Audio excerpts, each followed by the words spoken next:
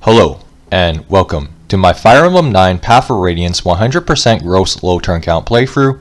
I'm your host Typhoon Carter, and today I have ViciousSal and SubwayBossEmmett back to do commentary with me on Chapter 21. Yeah, it's good to be back. Looking forward to it. It's a nice and big map, open space.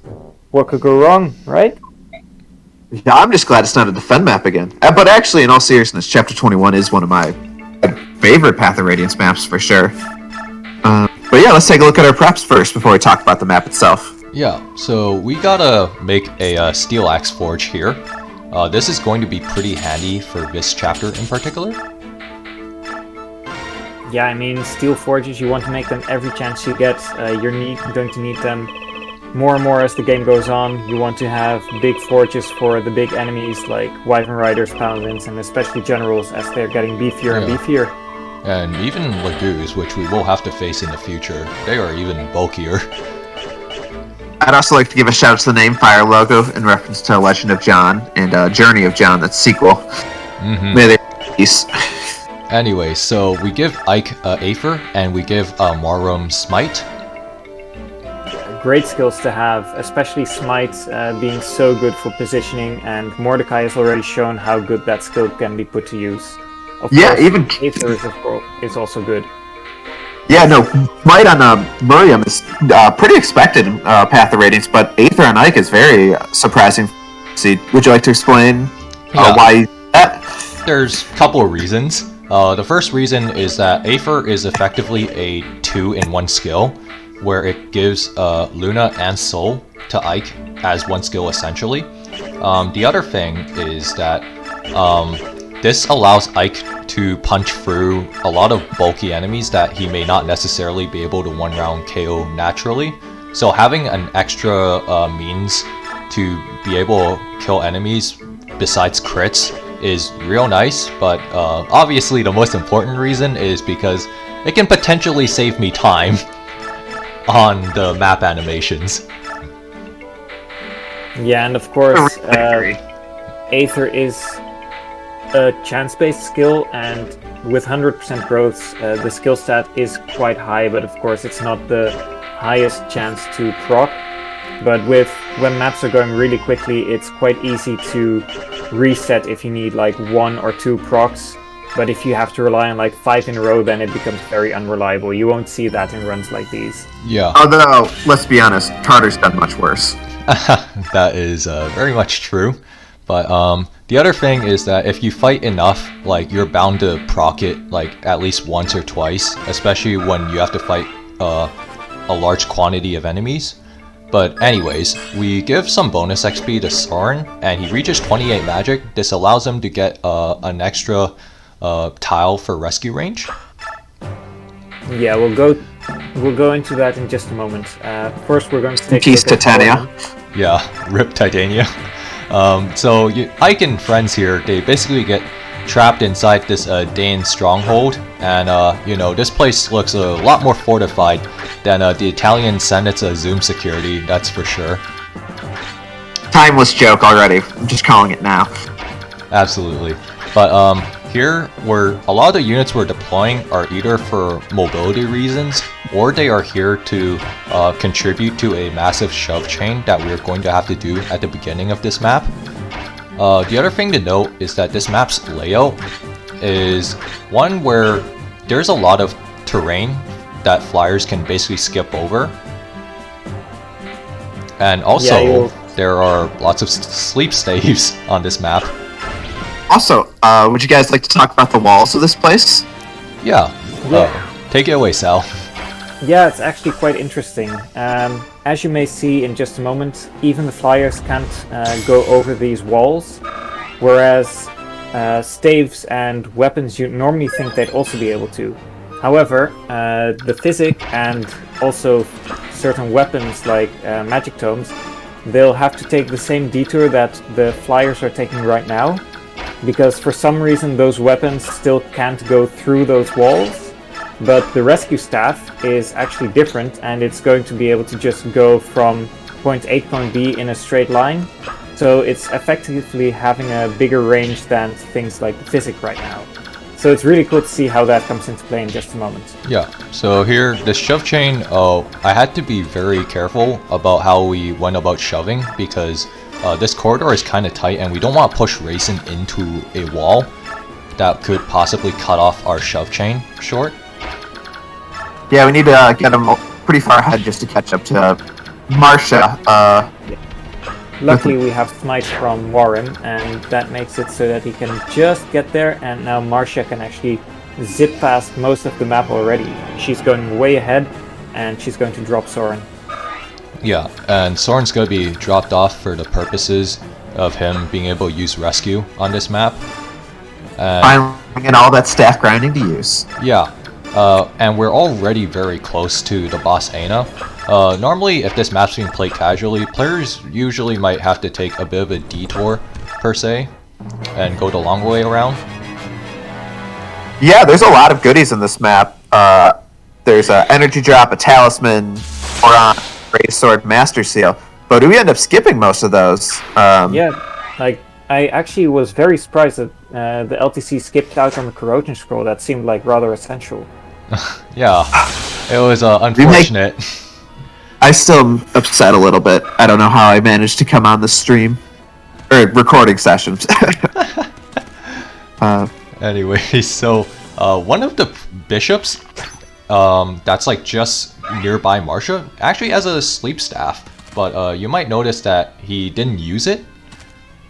This is because of the sleep staff AI being a little bit different in this game compared to old Fire Emblems. Yeah, that actually makes use of what people tend to call a sort of coward AI, where they don't attack even though they have an attack of opportunity. And since FE6 and the earlier games where it was often based on deployment order and stuff like that, they actually became a bit smarter, and this bishop just decided like, nah, I can't hit that, so I'm just not going to bother. Yeah. So Tanith pops the Pure Water because Tanith, out of all our flyers, actually has the lowest res, which is a bit of an anomaly to say, and would not happen in a normal playthrough. But we No, make definitely not. with what we need. I mean, this is also why we burned the ward staff at the very beginning, so Jill would be out of any percentage range, I believe, correct? Correct. Pretty much, like, the range for Tanith is around 33-38%, depending on biorhythm and skill stats, how it rolled for the bishop. Yeah. And with Jill's res and the pure water, she's pretty much at 0. Yeah. This is also because of the status stave formula also being a little bit weird in this game, and in her case, her res was just simply too much. Yeah, and we'll see in just a moment. As you could see, the rescue staff just being able to pick up Ike easily, or Jill and Ike, I should say. And now we'll have Reyson and Tanith going further ahead as well in just a moment. Yeah. Yeah, this enemy phase is pretty funny to me, just because, like, yeah, Ike is just considered one of the weak sword lords, but you get to see him, like, really demolishing on an enemy phase. Yeah. We'll see it in action fairly soon. But we gotta rescue Reyson here and just get Reyson all caught up on things, and Marcia's gonna finish this rescue drop and also move ahead herself, as we need Marcia and Jill on the front lines to also help Ike out. Yeah, they're both getting in range for the boss kill that's coming up. Yeah. Oh, that's maybe getting a bit ahead of ourselves right now. Yeah. Yeah, and there's that 30-something% coming into play. Sadly, she got hit, but there's contingency plans in place, so there's nothing to worry about. Yeah, so Tauroneo here attacks Ike, and the other generals with 1 to 2 range just attacking Ike from a distance, because we can't really use the Sonic Sword yet, as we need it for later. And here Mordecai is once again showing how strong and bulky he is, even untransformed. And for reference, this is Mordecai at base. Yeah, it's actually also really good for Mist. She still needs to get a little bit more staff grinding in, of course. It's always good for the staff users to get as high as a rank as they can. And the recover staff can easily top them off to full health again. Yeah. And here we finally witness our first Aether proc of this run. Actually, before this recording, I've never seen the map animation for Aether, which It looks good. Yeah, Ike gets a level up here, gets a killing edge. It is pretty fancy, although we were talking about this during one of the practice sessions, and it was very fun when Emmett realized that there's a video of Ike just aethering a door for like 3 minutes straight because he gets into this vicious cycle. Yeah, no, it's really funny. Oversights of development, fun times. Always so fun. Those reinforcements don't matter. Ike here, he's the only one who can recruit Tauroneo. And as for Tauroneo himself, Tauroneo is a late game general. He comes with Resolve, which won't really ever proc for him because he is too beefy, quite frankly. Yeah, sadly this isn't Radiant Dawn. We can't give it away. Yeah. And then, but Tauroneo has some useful traits. You can actually one-shot some frailer enemies. Yeah, that Silverblade's getting put to good use. Although on the Resolve part, of course, luckily this isn't Radiant Dawn, because there it wouldn't give the strength bonus. Unless you're playing that. Yeah. Yeah, that would be rough. But Soren here restores a Tanith. And Tanith here, she basically is going to be one of the units who will get one of the treasure chests that we do bother going after. Yeah, there's 2 treasures in that room. It's a Greatsword and a Master Seal, so guess on which one is going to be needed. I wonder what's predictable, item or who gets the item. Anyways, the other thing is that you may have noticed that Tanith is going, or rather Marcia and Jill are rescue dropping Ike as we're going to need to seize and get ready to seize on turn 4. Yeah, I guess probably a good time to start talking about the boss kill. Yeah, so a little bit about the boss Aina, or Enna, depending on how you pronounce it. But Enna, she is a Dragon Lagoose, and she's fairly bulky, and the thing is that she has the Demi Band equipped, so this means some of her stats are dragged down a tiny bit. But there's one skill in particular that she has that can be very infuriating, and that skill is a Miracle. Yeah, What? it can actually It's under like load. 15%, right? So that would never happen. Yeah, it is luck percent base, and Aina has 14% chance of proccing it when she is about to die, where she could technically live to fight another round. Well, that'll never come into play. No, absolutely not, whatsoever. Especially since, you know, we could totally just rig our way through this. Anyway, so, yeah, Tanith opens the room that contains one of 2 treasure chests that we're going to grab. And then Rayson is going to grab it, his job is done, and Tanith is just going to go ahead, also go into the throne room, be the backup if needed, but we'll probably won't need her. Yeah, no, absolutely not. Watch her just get status stabbed again. Oh, that'd be depressing. But Tauroneo actually has lower res than the rest of our units. And Tauroneo here actually avoids this sleep staff. So good for him.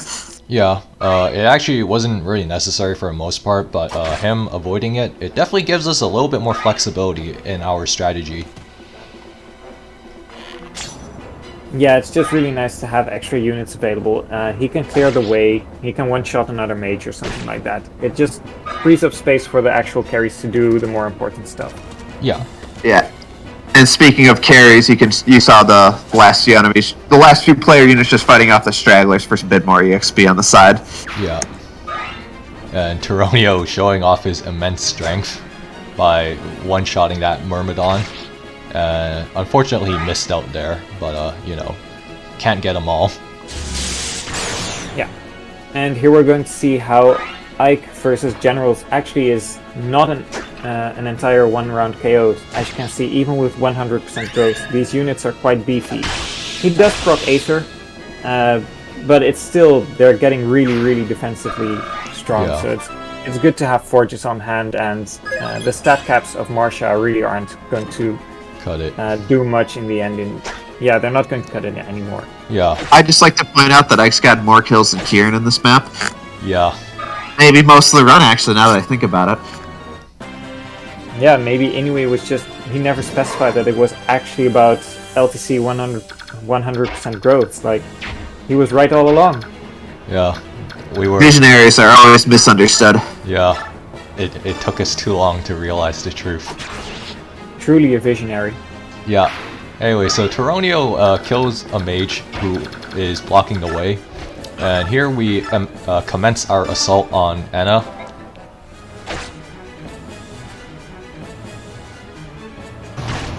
Yeah, Anna's a hard hitter. Marcia's like basically capped out, and she still took double-digit damage, which is pretty rare for her. Yeah, here we're gonna give this kill to Jill, as Jill is a scalie hater, or so I've been told. Yeah, she also has the Lugus Guard, which is why she only takes half damage. But then, of course, Anna retaliates in return by saying, well, in that case, I'm also taking reduced damage. And then Anna, the real MVP of the map. Yeah, just finishing the job with the powers of heal fall. Anna's And there we go. Boss defeated, and then it's just a little bit of XP grinding and some staff grinding for the last few units on the start of the map. Yep. And Soren working on his Thunder rank because he technically doesn't have C Thunder yet, which we will need him to get eventually. One thing to note, normally in a regular like gross LTC, you would actually have to use a siege tome to kind of get rid of the bishop with the sleep staff that's inside Anna's room, so that it wouldn't be a nuisance, since their magic would basically be too much for most units. But because this is 100% gross, our res is actually good. Here we actually join into very important. Yeah, Volt combat. Yeah, like every time I see Thief combat in Path of Radiance, on one hand it physically hurts, but on the other hand it really doesn't. Man, brutal. Beautiful poetry. Shakespearean worthy. This is the Yes. guy who wrote the Odyssey, people. Exactly. And here Kieran gets shoved around a little bit so he can grab some last bit of XP. And that's pretty much going to be the end of the map. Yeah, and we just got C's, and just ignore the fact that he couldn't really damage that Armor Knight. I'm sure that won't be a recurring thing with Unforged Weaponry. Totally not. And yeah, so that is Chapter 21 cleared in 4 turns. I'll see you guys next time for Chapter 22.